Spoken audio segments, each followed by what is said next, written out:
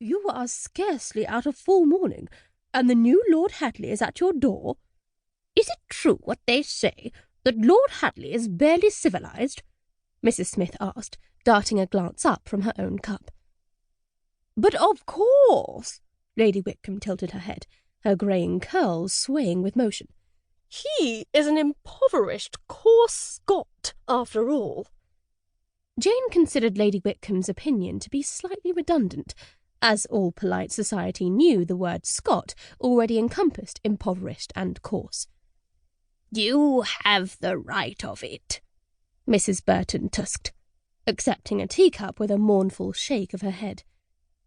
"Rumour says Lord Hadley was raised in a crofter's hut deep in the wilds of Scotland." The way Mrs. Burton pronounced Scotland imbued the word with 1,000 years of history.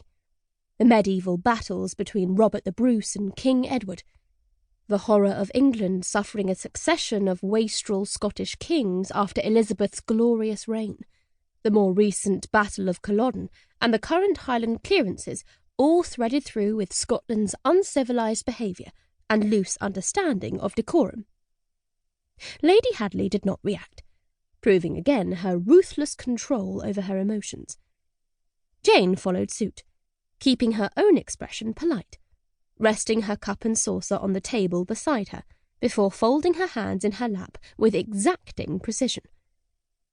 Lady Hadley and her daughter were well known for their exquisite manners. It was what made the current situation all the more horrific, and, to be honest, horrifically delightful to those observing from the outside. Peter predictably snorted. Jane forgave him. What else could she do? Growing up, she and Peter had only had each other, and that fact had not changed over the years. No matter what he did, she loved Peter more than anyone else in the world. That said, snorting was decidedly ill-mannered. Jane surreptitiously nudged Peter with her foot, a silent reproof. "Indeed," Mrs. Burton replied. "Given the earldom of Hadley's history with Scotland, the situation is decidedly ironic," Lady Whitcomb supplied, mouth pursing into a simpering moue before sipping her tea. "That the hunter has become the hunted." Lady Hadley replied with a taut smile. The facts were decidedly ironic, Jane supposed. The first Earl of Hadley had been raised to the peerage for invaluable services to the Crown in assisting His Majesty's troops to defeat the unruly Scottish rebellion at Culloden. In short, the first Earl had been a celebrated English war hero, noted for his savagery in dealing with wild Scottish rebels.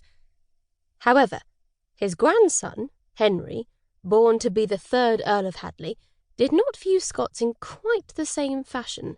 So much so that, while on a hunting trip in the Highlands, Henry had abruptly married an impoverished local lass. Lass was the kindest way Jane could describe the woman.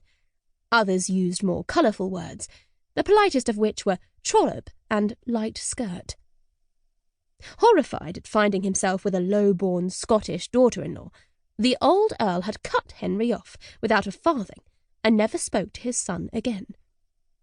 If it had been within his power, the old Earl would have even barred Henry from eventually succeeding to the title.